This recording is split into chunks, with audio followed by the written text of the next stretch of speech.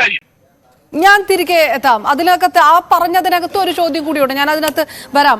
അതിനു മുൻപ് ഇടത് നിരീക്ഷകൻ ആയുർബിജു കൃത്യമായി ഇതിനകത്തൊരു ചരിത്രം പറഞ്ഞുകൊണ്ട് മുന്നോട്ട് വെക്കുന്ന ഒരു ഭേദഗതി നിയമം ആണ് എന്ന് അവകാശപ്പെടുകയാണ്. അത് കേന്ദ്ര സർക്കാർ ആണെങ്കിലും ആ തരത്തിലാണ്. ഇതിനകത്ത് പ്രതിഷേധമുണ്ടാക്കുന്നവർ ആളിക്കത്തിക്കുന്നത് അനാവശ്യമായിട്ടുള്ള വിവാദങ്ങളാണെന്ന് പറയുമ്പോൾ ഉയർത്തുന്ന പല വാദങ്ങളും വിവേചനപരമായിട്ടുള്ള മതപരമായ അടിസ്ഥാനപരമായിട്ടുള്ള വാദങ്ങളെല്ലാം പരിപൂർണമായും തള്ളിക്കൊണ്ടുകൂടിയാണ് ഒരു വാദം. തെരഞ്ഞെടുപ്പ് സമയത്ത് ഇങ്ങനെയൊരു ഭേദഗതി നിയമത്തിലേക്ക് കടക്കുമ്പോൾ അതിന്റെ സാധുത കാണാതെ ആയിരിക്കില്ലല്ലോ BJP ആ ഒരു നിർണായക നീക്കം എടുത്തിട്ടുണ്ടാവുക. അതിനെ എങ്ങനെ വിലയിരുത്തും? ഭിന്നിപ്പിച്ച് ഭരിക്കുക എന്ന ഒരു ബ്രിട്ടീഷ് നയമുണ്ടായിരുന്നു. അതിനെ മറ്റൊരു തരത്തിൽ മോഡിഫൈ ചെയ്ത് ജാതീയമായി ഭിന്നിപ്പിച്ച് ഇന്ത്യയെ ഭരിക്കുക എന്ന ഒരു ചിന്തയാണ് BJPയെ ഇത്തരത്തിൽ ഒരു നിയമം പാസ്സാക്കാനായിട്ട് കൊണ്ടെത്തിച്ചിട്ടുള്ളത്. അവരുടെ മനോവികാരം അത് തന്നെയാണ്. അതായത് ഭൂരിപക്ഷ വർഗീയതയെ വളർത്തിയെടുത്ത് ന്യൂനപക്ഷങ്ങളെ ഇല്ലാതാക്കുക. അവർക്ക് ഇന്ത്യ മഹാരാജ്യത്ത് ഏത് കലാപം ഉണ്ടാക്കിയാലും അവർക്കാണ് ലാഭം. നമുക്കറിയാം, മാറാട് കലാപം, ഗുജറാത്ത് കലാപം, അതേപോലെ തന്നെ ഇപ്പോൾ മണിപ്പൂരിൽ ഉണ്ടായ കലാപം. ഏത് കലാപം ഉണ്ടാക്കിയാലും അല്ലെങ്കിൽ ഭക്ഷണത്തിന്റെ പേരില് അല്ലെങ്കിൽ വസ്ത്രത്തിന്റെ പേരില് പല രീതിയിലുള്ള വിഷയങ്ങൾ ഉണ്ടാക്കിയാലും അവർക്ക് ലാഭമാണ്. ഈ പറയുന്ന സ്റ്റേറ്റുകളൊക്കെയും അവരുടെ കൈകളിലേക്ക് ചെല്ലപ്പെടുകയാണ് വീണ്ടും വീണ്ടും. അപ്പോൾ ഇവിടെ നമുക്കറിയാം, ജനസംഖ്യാ അടിസ്ഥാനത്തിൽ മുസ്ലിങ്ങളും ക്രിസ്ത്യാനികളും ബുദ്ധരും ജൈനരും ഒക്കെയും വളരെ ന്യൂനപക്ഷമാണ്. ഹിന്ദു വർഗീയതയെ വളർത്തിയെടുത്ത് അധികാരത്തിലെത്തുക എന്നുള്ള നയം തന്നെയാണ്, അത് രാഷ്ട്രീയം തന്നെയാണ്. ഞാൻ ചോദിക്കട്ടെ, അല്ലെങ്കിൽ ഈ രാജ്യത്ത് മുസ്ലിങ്ങളില്ലേ? നിലവിലുള്ള മുസ്ലിങ്ങളുണ്ടല്ലോ. ഈ മുസ്ലിങ്ങളെല്ലാം ഇന്ത്യയിൽ നിന്ന് വിട്ടുപോകാൻ നിങ്ങൾ പറയും ഇനി നാളുകളിൽ. എന്താണ് ഹിന്ദുവിനും ക്രിസ്ത്യാനിക്കും ജൈനനും പാഴ്സിക്കും സിഖിനും ഉള്ള അതേ അവകാശങ്ങളും മാനുഷിക അവകാശങ്ങളും അധികാരങ്ങളും ഒക്കെയും ഇന്ത്യൻ ഭരണഘടന മുസ്ലിങ്ങൾക്ക് നൽകുന്നു. 48-ന് മുന്നിൽ ഇന്ത്യയിൽ കുടിയേറി പാർത്തവര്, അവരുടെ മാതാപിതാക്കളിൽ ആരെങ്കിലും ഇവിടെയുള്ളവര്, ഇവിടെ ജനിച്ചവര്, ഇവിടെ വസ്തുവുള്ളവർ, അങ്ങനെയുള്ളവർക്കൊക്കെയും ഭരണഘടന, ഇന്ത്യൻ ഭരണഘടനയിൽ കൃത്യമായി എഴുതി വെച്ചിട്ടുണ്ട്. ഷാബു പ്രസാദെ, താങ്കൾക്ക് സമയമുണ്ടെങ്കിൽ ഈ പുസ്തകം എന്നെടുത്ത് വായിച്ചു നോക്കണം. ഇതിലെ 14-ാം അനുച്ഛേദനമായും അതേപോലെ തന്നെ 6-ാം അനുച്ഛേദനവുമായിട്ടൊക്കെയും വ്യക്തമായി എഴുതി വെച്ചിട്ടുണ്ട്. അപ്പോൾ നിങ്ങൾ പറയും എന്ത് ഭരണഘടന എന്ന്.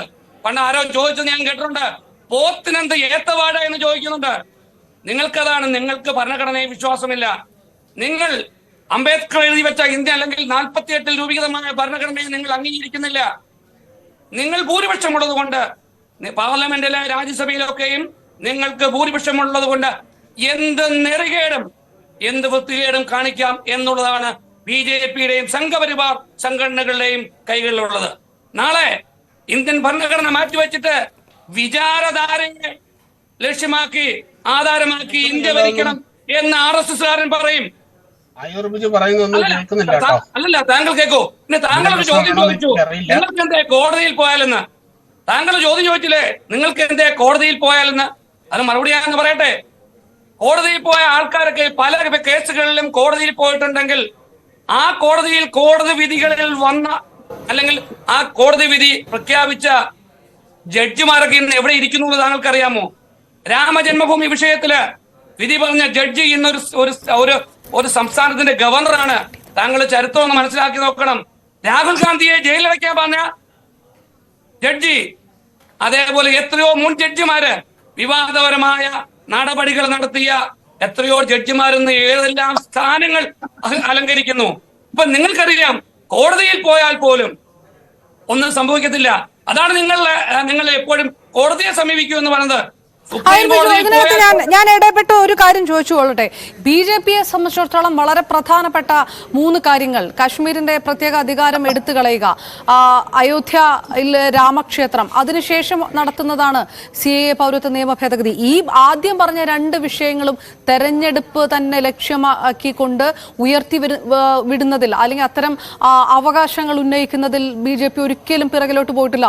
മാത്രമല്ല, അത് കൃത്യമായി അതൊരു തെരഞ്ഞെടുപ്പ് തന്ത്രമായി, അത് തെരഞ്ഞെടുപ്പ് തെരഞ്ഞെടുപ്പ് ഒരു ഹൈലൈറ്റ് ആയിട്ട് തന്നെ ഉപയോഗിക്കാൻ കഴിയുമെന്നുള്ള ഒരു ആത്മവിശ്വാസം BJPക്ക് ഉണ്ട്. സ്വാഭാവികമായിട്ടും ആ തരത്തിൽ കൂടുതൽ വോട്ട് ബാങ്കിനെ സഹായിക്കുന്ന രീതിയിലേക്ക് പൗരത്വ നിയമ ഭേദഗതി നിയമം പോകും, ഉത്തരേന്ത്യൻ സംസ്ഥാനങ്ങളിൽ പ്രത്യേകിച്ചും എന്നൊരു ആത്മവിശ്വാസം BJPക്കുണ്ട്. അത് ഒരു വലിയ വിഭാഗം ജനങ്ങൾ ഇതിനൊപ്പം നിൽക്കുന്നു എന്നുള്ള ഒരു തോന്നലിന്റെ അടിസ്ഥാനത്തിൽ കൂടിയല്ലേ, അതുകൂടി ആയിരിക്കില്ലേ അവർ ഇതിനകത്ത് നയിക്കുന്നുണ്ടാവുക? രാജ്യത്ത് എന്ത് കലാപം ഉണ്ടായാലും ഞങ്ങൾക്ക് പ്രശ്നമില്ല. അത് മറ്റൊരു സ്ഥലത്ത് വോട്ടുകളുടെ കേന്ദ്രീകരണമായി മാറും. ഹൈന്ദവ വോട്ടുകൾ അത് ഒരു സ്ഥലത്തേക്ക് മാറ്റപ്പെടും, അത് തങ്ങൾക്ക് അനുകൂലമായി വരും എന്ന ഒരു ഒറ്റ ചിന്ത മാത്രമാണ്. അതിന് ഇവർക്ക് ക്രിസ്ത്യാനിയെ പറഞ്ഞിട്ട് കാര്യമില്ല, ജൈനനെയോ പാഴ്സിയോ മാറ്റി. ഞാൻ ഒറ്റ മിനിറ്റ് ഇടപെടുന്നു. ഞാൻ ഇപ്പൊ തിരികെ എത്താം. PK ഫിറോസ് ലീഗ് നേതാവ് നമുക്കൊപ്പം ചേരുന്നു. മുസ്ലിം ലീഗ് സുപ്രീം കോടതിയിലേക്ക്